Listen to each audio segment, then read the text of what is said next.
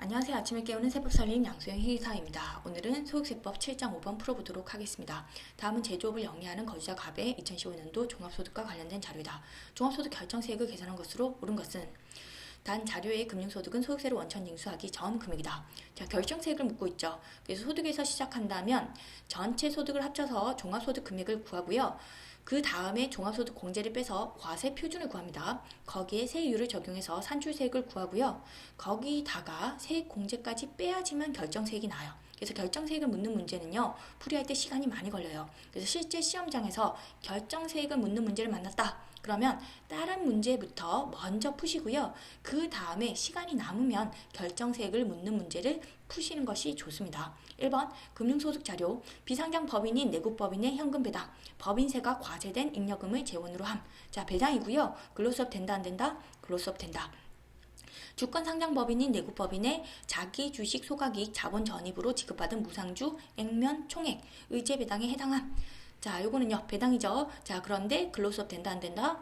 자기 주식 소각이익을 재원을 하고 있죠. 근로수업 안 된다. 외국법인의 현금 배당, 국내에서 원천 징수 되지 않음 500만 원.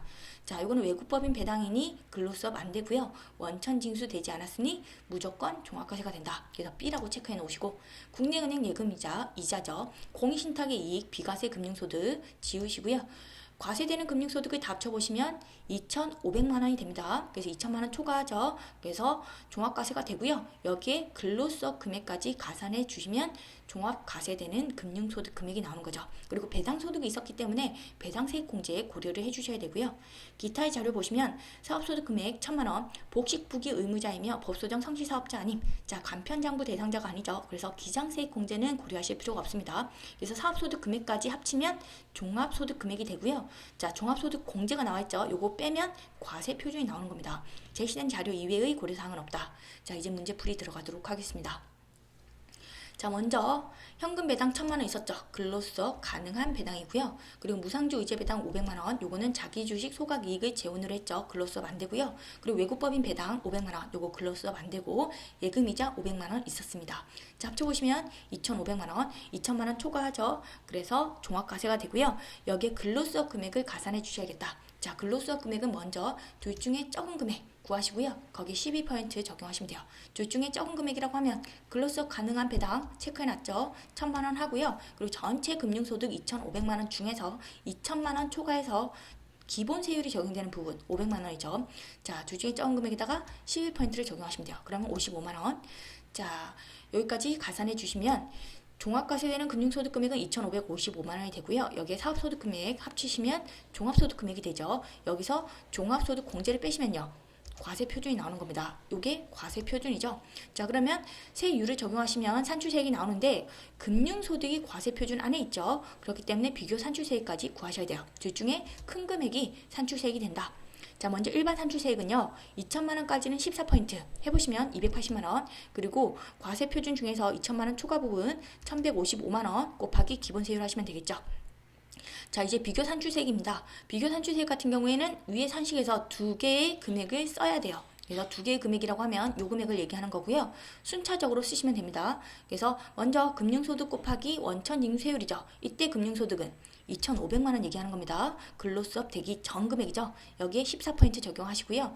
자, 그리고 타소득 가표에다가 기본세율 적용하죠. 전체 과세 표준에서 금융소득 금액을 뺍니다. 자, 금융소득 금액이라고 하면요, 자, 요거는 뒤에 금액이죠. 2,555만 원 근로수업 된 후의 금액입니다. 그러면 타소득 가표가 나오죠. 여기에 기본 세율을 적용하시면 되겠다. 그러면 일반 산출세액 나오고 비교 산출세액 나와요.